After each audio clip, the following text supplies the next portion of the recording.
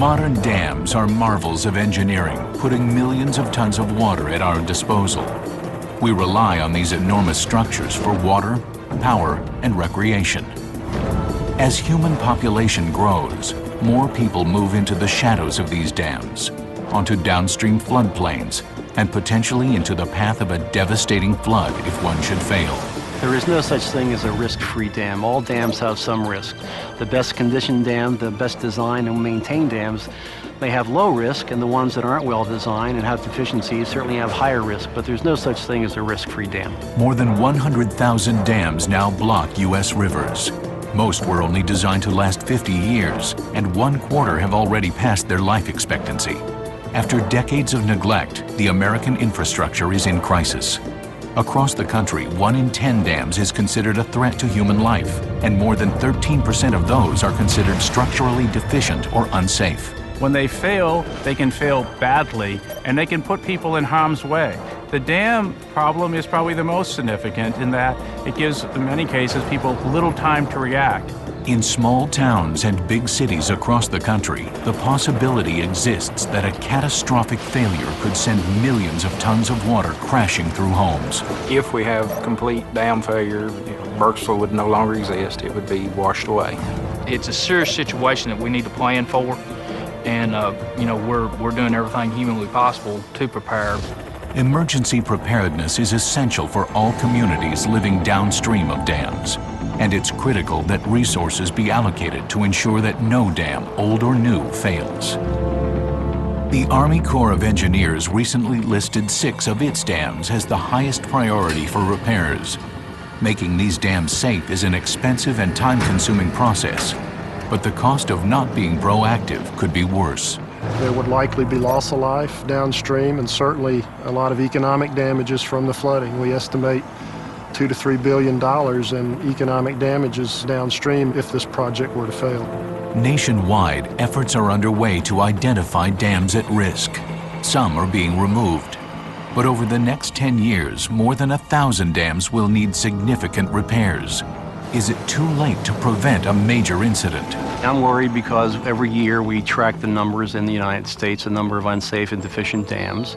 And we see this number going bigger and bigger and bigger, and there doesn't seem to be any slowing down of the increase of the number of unsafe dams.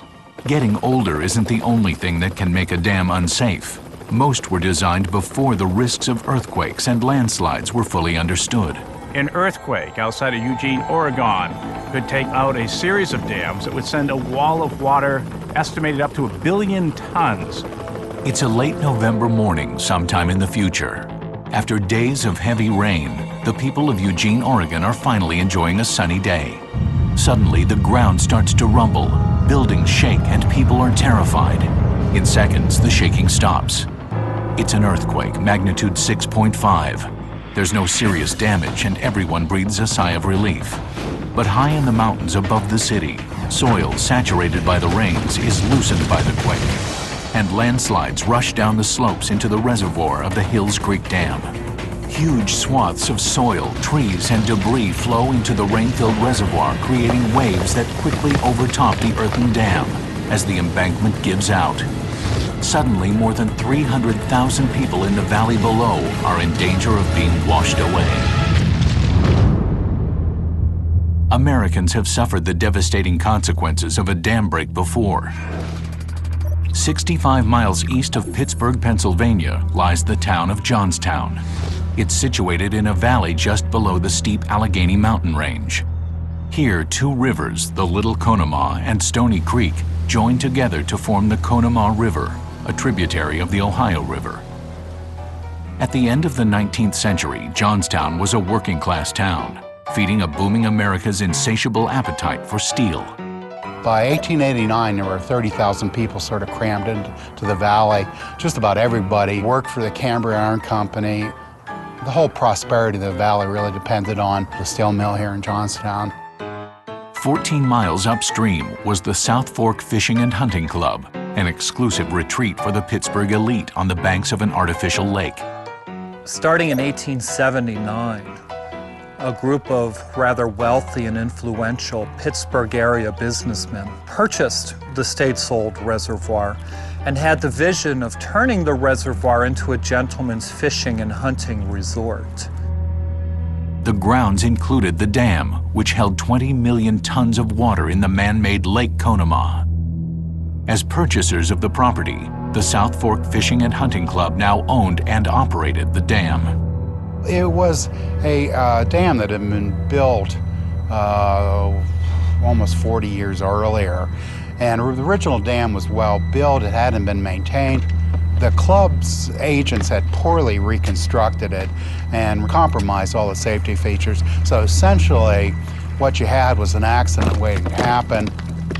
They lowered the top of the dam a few feet to build a carriage road, which certainly compromised the effectiveness of the dam. And the spillway was altered by the addition of screens that were designed to protect the club's very expensive collection of game fish. The club also, for some reason, elected not to replace the discharge pipes that were original to the structure. It was reckless. They were sort of oblivious to the consequences, and it's something that you'd certainly hope that would never happen today.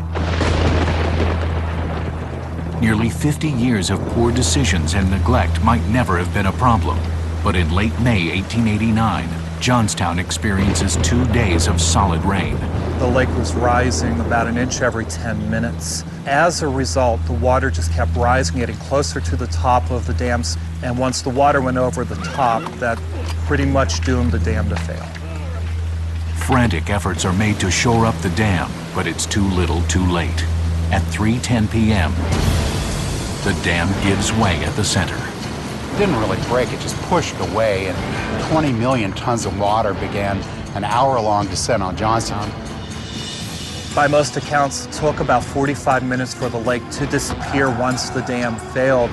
Those who watched it happen, they were just absolutely stunned at what they were watching and horrified later to find out exactly what had happened. The torrent uproots huge trees, and in the narrow valleys, the flood reaches almost 90 feet above the river level. The small towns immediately below the dam are obliterated. Locomotives weighing 170,000 pounds are swept along for miles. By the time it reaches Johnstown, the flood is a 40-foot wall of debris. Within 10 minutes, 4 square miles of the town are destroyed. In its place, a churning lake 20 feet deep, topped by a crust of floating wreckage where survivors cling for their lives. On the far side of town, the rubble piles up against the stone bridge. It holds, but becomes another dam, forcing the water to rise and rush back into the city. And then the wreckage catches fire. Houses with their coal stoves burning caught the mass on fire. There were tank cars full of kerosene and oil that soaked down through the mass. That huge funeral pyre at the stone bridge burned for fully 3 days. 80 people who survived the initial flood were burned alive.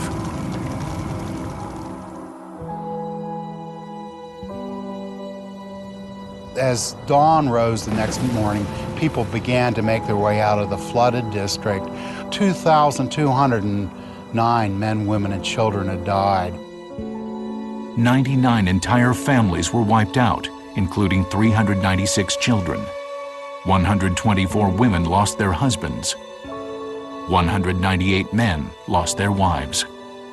More than 750 victims were never identified and are buried in the plot of the unknown in Grandview Cemetery.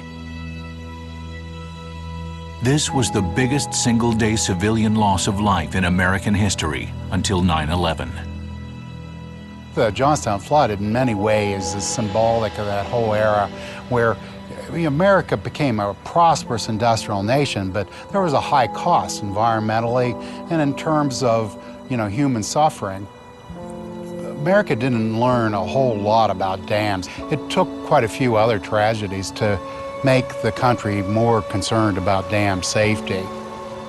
It took another 75 or 100 years for Americans to start a national dam safety inspection program. Across the country, millions of people now live in the shadow of a dam. Many of these dams have the potential to fail with deadly consequences. In the simplest terms, a dam is an impervious structure that blocks the flow of water in a river or stream, holding the water behind it. Over the centuries, dams have been built from earth, stone, masonry, wood, and concrete. Dams are an important part of our daily needs. They provide water supply for the major metropolitan cities. They provide flood protection for millions of Americans, recreation for millions of Americans. They provide hydropower, renewable energy from hydropower. So they are a very important part of our daily life and infrastructure needs. They can also pose risks to those living downstream. Dams have long been a vital part of the nation's infrastructure, contributing to industrial growth, as well as making expansion to the beckoning arid West a viable reality. The Hoover Dam on the Colorado River between Nevada and Arizona was completed in 1935. It instantly became known as a world wonder, the largest electric power producing facility and largest concrete structure. A decade later, even the Hoover Dam is surpassed by the Grand Coulee Dam in Washington State. At 550 feet, it's taller and generates more power. But for all their grandeur, dams can also be a violent source of destruction. Dams are just extraordinary structures. And it's an incredible bit of hubris, really, on our part, that we think that we could take on such a force of nature as water, pile it up, and hold it back. There's probably 1,600 dams in this country that are over 100 feet tall, and there's 10,000 dams in this country that are large enough that they're above population centers that if they should fail, we expect loss of life. While there has been a lot of enthusiasm for ribbon cutting, less interest has been shown in inspecting and maintaining what has already been built. During the 1970s, a string of high-profile dam failures cost hundreds of American lives and more than $1 billion in damage. On February 26, 1972, a badly maintained dam holding back waste from a coal mine broke in heavy rains. On June 9, 1972, floodwaters from a heavy rainfall overtopped the Canyon Lake Dam and it quickly failed. On June 5, 1976, the Teton Dam, built to modern standards, failed the first time it was filled with water. Experts were unable to determine what went wrong. On November 5, 1977, the neglected Kelly Barnes Dam failed, killing 39 students and staff at the Toccoa Falls College below. Finally, the government was moved to action.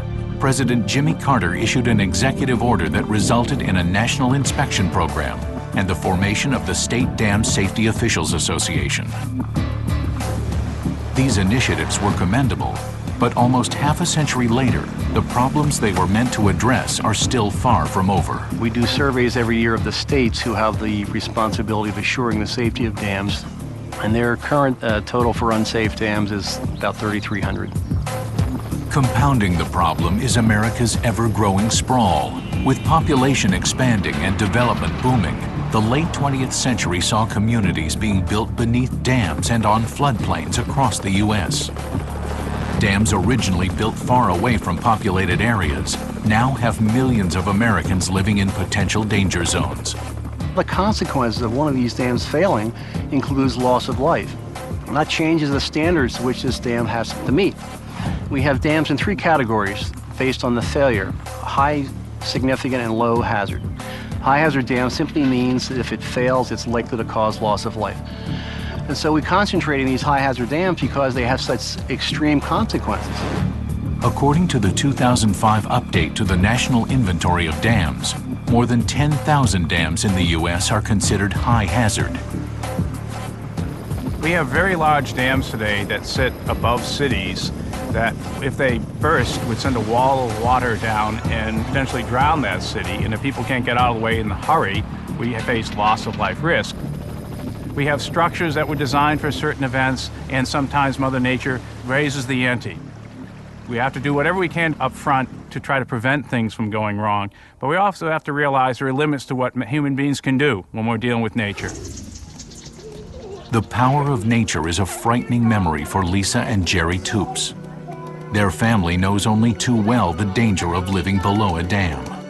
I was told later that the wave that came down was over 20 feet high. It took out our house. December 2005. Jerry is the superintendent of the Johnson Shut-In State Park, 80 miles southwest of St. Louis. He lives in the park with his wife Lisa and their 3 children, Tanner, Tucker, and their only daughter, Tara. Above their house is a 1 billion-gallon reservoir owned by a power company. It is filled with water at night and then drained during peak electricity times to generate power. We knew that if that reservoir ever broke, that we were going to be the first spot that would be hit. There was an emergency action plan, and my husband had told me, he said, you know, if you ever get the call that the reservoir's broke, get out of the house and get up to the top of the hill. Early morning, December 14th, 2005, and during a routine fill, sensors that should prevent overloading the reservoir fail, and the water overflows the embankment. A wall of the reservoir collapses. No warning call ever comes. I was sleeping and I heard a loud rumbling sound. I thought it was a tornado. It was very loud. And I woke up and I immediately yelled, "Jerry, get the kids." I heard her scream, and I sat up in bed and I got about 2 steps on the floor and the whole house exploded around me. The water came in and that water was cold. It was 32 degrees outside that night. The family is suddenly fighting for survival in a rush of freezing water and debris. Jerry is separated from the rest and finds safety in a tree. I yelled for them in the tree and got no response, but the loudness of the water rushing by, I could barely hear my own screams. Lisa is holding on to her 2 boys, but can no longer see or hear her daughter over the rushing water. She's terrified help may not arrive in time to save them. Fire Chief Ben Meredith gets the emergency call, and when he finds the superintendent at the reservoir, Meredith learns it's completely empty. When I did get on scene up here, it was definitely not what I was expecting. There's a lot more devastation than I ever dreamed of. There's water standing in every low-lying spots, anywhere from 8-10 foot deep water, just mud everywhere, trees, debris. It was just breathtaking. We located Jerry in the tree a little ways off the road, and we got him down out of the tree.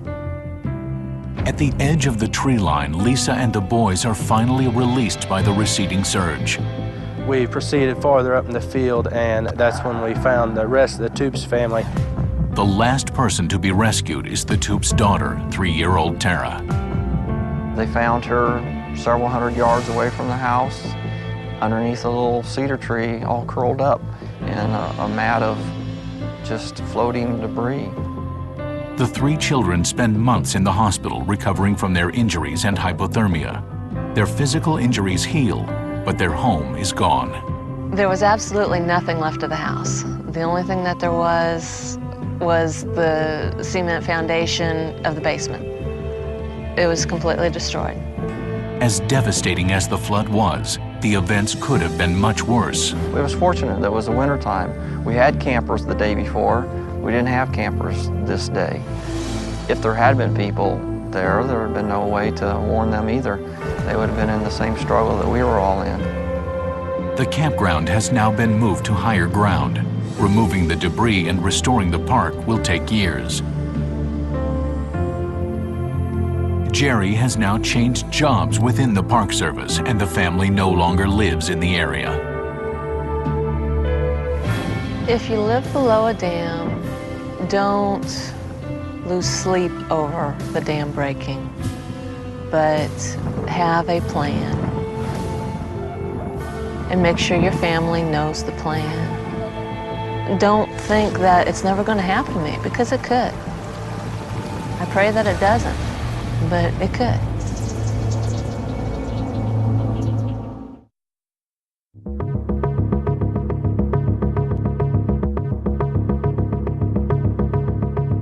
In the generations of our parents and grandparents, great public works were a source of national pride. America wanted to be the first at doing this. The early 20th century belonged to America, and engineering marvels such as the Hoover Dam and Golden Gate Bridge were testament to her dominance. We really relished engineering, and we relished the accomplishment of these generations who put their courage and their hearts and souls into building the infrastructure that made this great country great. But dreams realized in the last century are giving way to a new reality. Today, many great public works projects, dams and canals, bridges and tunnels, aquifers and aqueducts, even interstate highways are at or beyond their designed lifespan. The state of deterioration was made abundantly clear in 2007 when the Interstate 35 West Bridge in Minneapolis collapsed, plummeting more than 60 feet into the Mississippi River. 13 people died and 85 were injured. When a bridge goes down, you can work around it. But when a dam fails, it can drown a city. It can drown people downstreams with little in the way of warning. And so they truly are structures that we need to respect and invest in. Time is running out as the condition of the nation's dams continues to decline. By 2020, 85% of dams in the U.S. will be more than 50 years old, past their average life expectancy. We don't even properly maintain them, never mind making the investment of how we improve their capacity and allow ourselves as a nation to essentially go forward with the infrastructure we need. In 2005, the American Society of Civil Engineers issued a report card on the nation's infrastructure. Dams were given a D. Dams have always had a grade of D, starting with the first report card in 1998, in 2001, and also 2005. It's unlikely that grade is going to change unless some significant changes happen in the nation. That is, dam safety programs in the states must be improved, and we must find a funding source to repair this growing list of unsafe dams. Age is not the only problem. As dam engineering becomes more sophisticated, dams that were once thought to be safe are now being found to harbor hidden risks. In 1971, a major earthquake in California nearly collapsed the Lower San Fernando Dam. Below the dam, more than 80,000 people were evacuated. For 3 days, engineers raced to reduce the reservoir's water level and prevent a full collapse. The event was a rude awakening, forever dispelling the belief that a well-built earthen dam could survive almost anything. Since then, assessing the seismic safety of dams has become a major focus for the Army Corps of Engineers. The Tuttle Creek Dam in northeastern Kansas was reevaluated in the 1990s. Built in the 1950s to prevent flooding on the Big Blue River, it is an impressive 21 million cubic yards of rock and earth. But the impressive structure came up lacking in the area of seismic safety. The dam itself, under normal operating conditions every day, is perfectly safe. But under an earthquake scenario, we have a potential for the foundation under the dam to liquefy, the dam to spread and crack, and then eventually we have the potential for failure of the dam and release of the reservoir. Tuttle Creek Dam is only 12 miles from an active fault line. We believe that there's a potential to have earthquakes up to a 6.6 magnitude, but any earthquake larger than a 5.7 has the potential to impact the dam and cause damage to it. To prevent this, the Corps has started a major project to strengthen the foundation of the dam. The effort is to put in what we call shear walls beneath the dam, and the intent of those walls is that they will be a foundation like piers under a bridge to hold the dam up through the earthquake and allow the dam to ride out the earthquake without movement. To build the 300 walls, engineers excavate trenches 65 feet deep. These trenches are filled with a mix of cement and clay, which hardens to form the walls. The walls actually have a strength somewhere between a soil and a concrete, so it allows the walls to move with the embankment. The remediation will take several years, and in the meantime, cities downstream are vulnerable if there is an earthquake. Our worst case scenario is we would have about 2 to 6 hours to evacuate the downstream community after an earthquake event. That puts about 20,000 people, depending on the time of day, that would need to be evacuated to get out of harm's way. We have one of the most sophisticated dam failure warning systems in the world in place at the dam to protect the community downstream. Instruments in the dam measure the pressures inside and underneath. If an earthquake damages the dam, the evacuation alarm will activate automatically. The 5.7 earthquake, where we start to incur damage to the dam, is what we refer to as an 1800-year earthquake. It has a 3% probability of occurring over the next 50 years. It's a low probability event, but it's a very high consequence event with the community downstream. So we take that risk to the community very seriously and felt we had to address that risk. Dams play a very important function in that we sometimes need to harness nature to do basic things. But the challenges are still there that Mother Nature can throw a few curveballs. If ever there was a time that we needed to be truly investing in our infrastructure and making sure it's durable, it's today. And our failure to do this puts not just us at risk, but puts our whole society at risk over time. National resolve to remediate aging and structurally unsound dams is the only answer. Across America, people are unaware of the potential dangers lying in the calm waters of reservoirs nearby. But in Kentucky, the citizens of Burkesville can no longer maintain such ignorance. They've been warned. Upstream at the Wolf Creek Dam, the U.S. Army Corps of Engineers is racing to prevent disaster. The Corps recently declared Wolf Creek at high risk for failure. A dam break here would devastate communities along the river, all the way to Nashville. The worst case scenario, if we did nothing to this project, is it would eventually fail. There would likely be loss of life downstream and certainly a lot of economic damages from the flooding. We estimate $2 to $3 billion in economic damages downstream if this project were to fail. The mile-long Wolf Creek Dam was built in the 1940s to hold back the Cumberland River, creating Lake Cumberland. This 100-square-mile lake is the largest Army Corps reservoir east of the Mississippi. 4 million visitors a year come here to boat, fish, and hike along 1,200 miles of shoreline. The dam was originally authorized for two purposes. That was flood control and hydropower. But since that time, the recreation industry has really grown around the lake. Experts predict if the Wolf Creek Dam were to fail, in Nashville, more than 170 miles away, water levels would rise 40 feet in about 4.5 days and peak in 6 days. For nearby Burkesville, the situation is even more intense. The flood's full fury would be felt within 16 hours, achieving water levels 83 feet above normal. If we have complete dam failure, Burkesville would no longer exist. It would be washed away. I just think about what could happen. What would I do if the dam did break? If the dam were to break, everything downstream, Burkesville being probably the first major town that it would hit, is going to be totally underwater. And it's going to keep moving downstream. My farm will be affected and all the way inevitably into Nashville.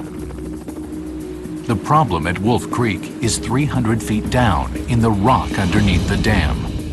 The dam itself is made of 10 million cubic yards of compacted earth, topped with a concrete veneer. The riverbed it rests on is porous limestone rock. Over millions of years, water has carved a network of tunnels and caves in the soft limestone. It's what we refer to as a karst geology.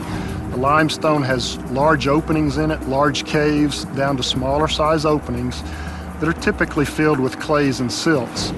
The weight of the water in the lake creates pressure that acts to force water down into these openings. Water flowing under the dam can erode this material, and if a large empty cavity collapses, it could take the dam with it. To relieve pressure during the repairs, the Corps has lowered the lake by 40 feet. And there have been impacts to the recreation users with the lake drawn down. But it's important to note the driver for that decision is the life and safety of the downstream community.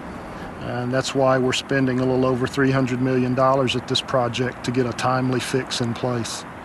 For the Corps, the first step in making the dam safe is to fill the holes in the rock. A simple idea, but an expensive process. The work that you see going on right now is the first stage of the fix, and it's grouting. And that's pumping cement slurry down into the foundation to plug any openings.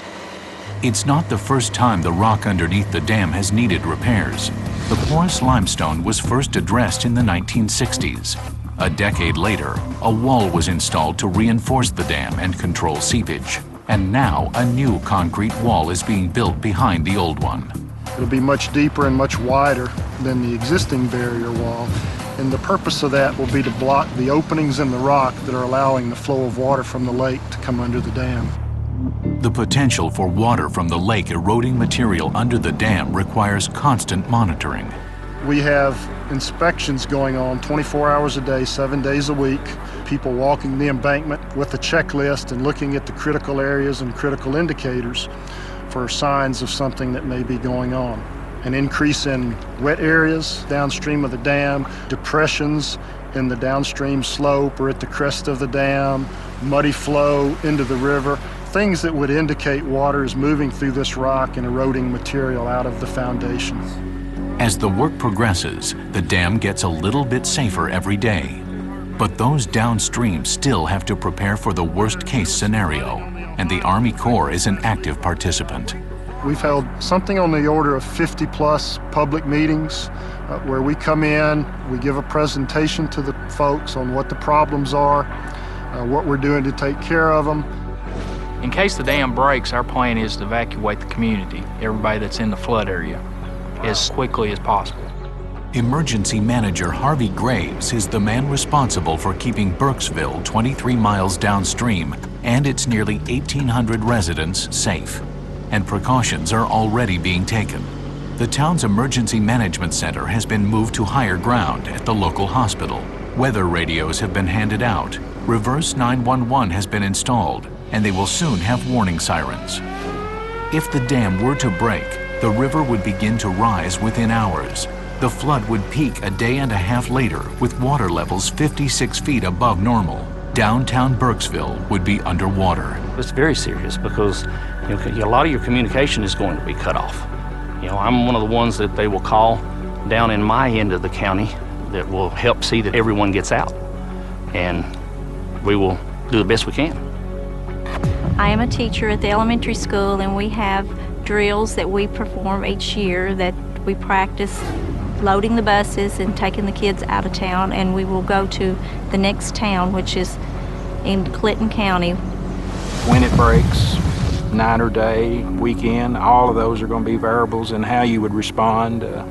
Is school in session? Is school out? Is it in the summer? Is the river up or is it down? I try not to make a big deal about it. We don't want to terrify the kids. We just let them know that they're safe. It's a serious situation that we need to plan for. We're doing everything humanly possible to prepare. They have done very well about trying to make the public aware of everything. Any plan is better than no plan, but I don't think that you could be prepared for something like this. A flood could cause more than 300 miles of destruction along the river and affect tens of thousands of people. Most people here will tell you their only choice is to prevent it from ever happening. Are there any guarantees? That's an interesting question. There are no guarantees. These are man-made structures. We are doing a state-of-the-art fix here. We believe that this will take care of the problems at this project and take care of them for a long time to come. The problems at Wolf Creek were due to a lack of knowledge of the underlying geology at the time the dam was built. Engineers are still learning how nature can impact dams. The Hills Creek Dam above Eugene, Oregon opened in 1962, was well built and is well maintained. Its design also reflects the limitations of contemporary understanding of the area's underlying geology. Since it was built, seismologists have determined that this part of Oregon is much more likely to experience a serious earthquake than was previously believed. Now, many are left to wonder, what would become of Hills Creek if an earthquake were to strike?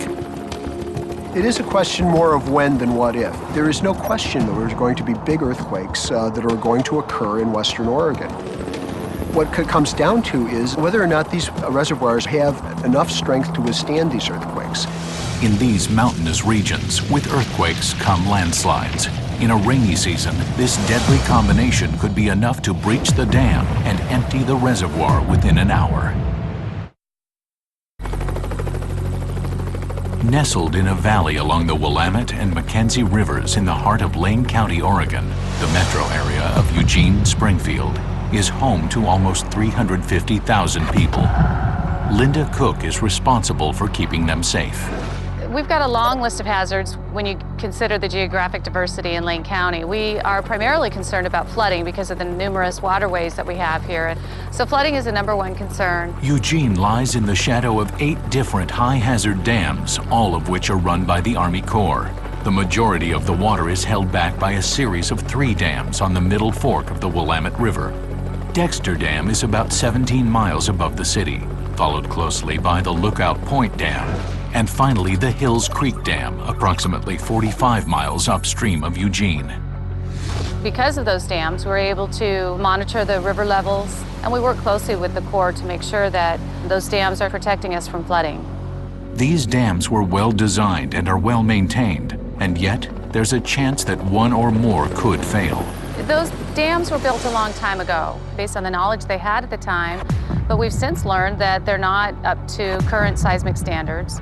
So they are vulnerable to any type of significant earthquake. The scientific knowledge is evolving. It's a moving target.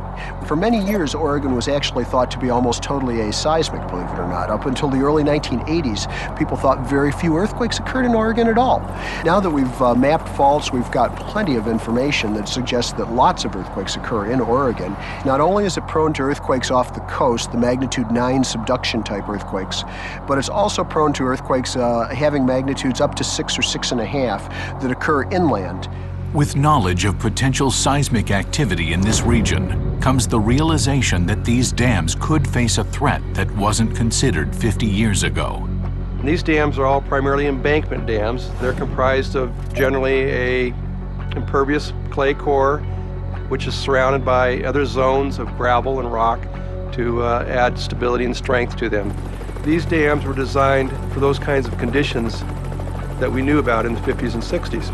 The Hills Creek Dam was built in 1962, and at a height of more than 340 feet, it's the largest of these dams. I think it's a very safe dam. It was well constructed, it's been well maintained, it's been well monitored. We continue to monitor it on a very consistent basis. Whenever you have the built environment interface with the natural environment, there are no guarantees. Nature does have a mind of its own. There's always the unknown, and there's no way to predict when or if something's going to happen. Many of us like to go through our lifetimes believing that it's not going to happen to us. One thing nature can be guaranteed to bring in this part of the country is rain. The potential for prolonged rainfall to fill the reservoir, placing a strain on the embankment, exists at Hills Creek. If in a perfect storm of adversity, an earthquake of 6.5 or more were immediately to strike the region, Hills Creek might be compromised. The seismic event could damage the integrity of the embankment, assuming that you had a full reservoir. Once water would start to compromise that embankment and flow through, well, you'd lose the dam in a fairly short order.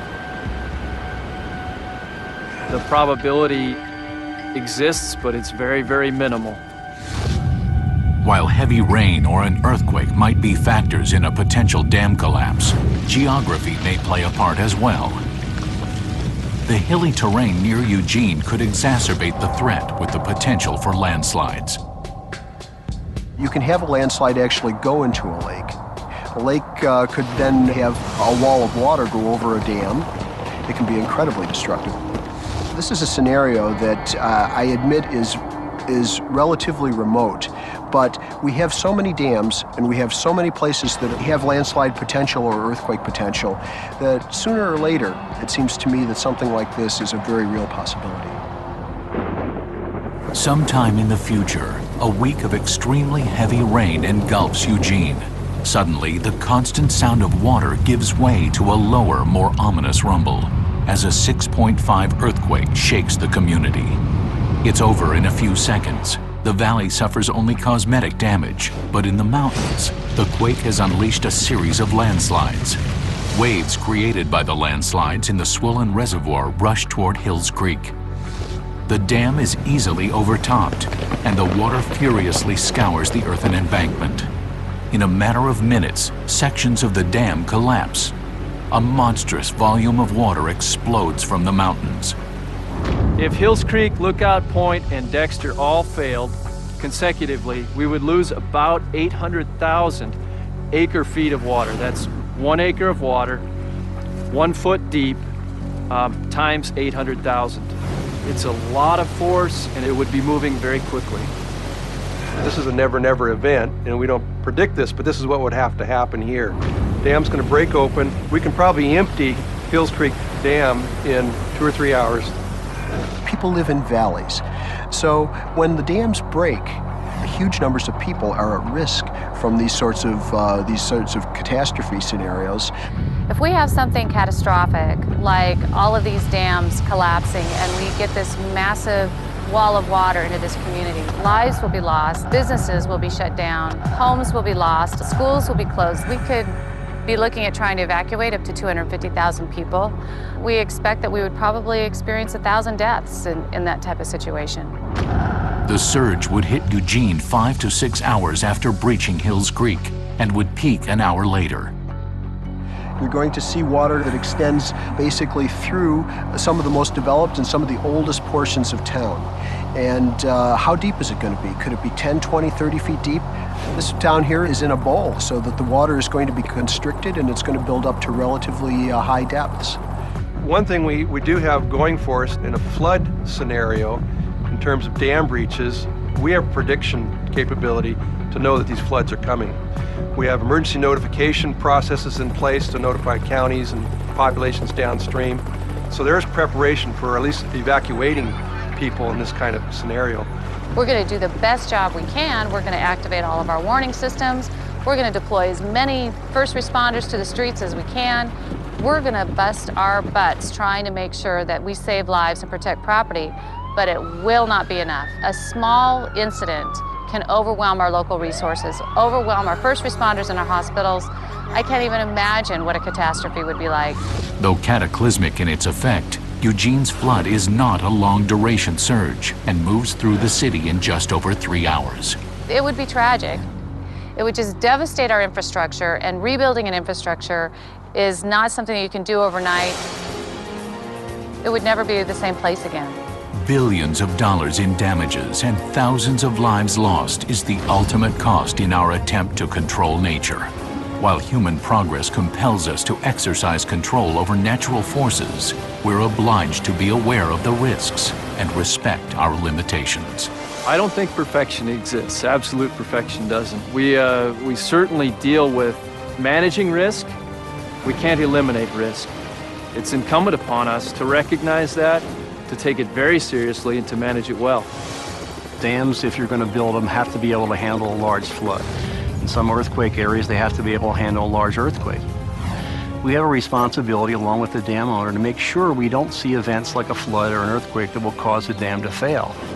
I think we have a long way to go before we actually understand what the hazards to cities like this really are, where the hazards are coming from, where the landslide hazards are coming from, where the earthquake hazards are coming from. We have to know which reservoirs are in the most danger. Wherever we have these structures, they have to be maintained, they have to be monitored well. They do represent opportunity for problems. As our infrastructure gets older, we need to repair it, we need to pay attention to it, we need to update it. Our goal is preparedness, and study has shown time and again that those that are prepared and have a good plan in place, they always fare better than those that don't. What if you just didn't take the warning seriously? And that's where it becomes really tragic to think that people aren't thinking about that. They're just assuming it won't happen to them.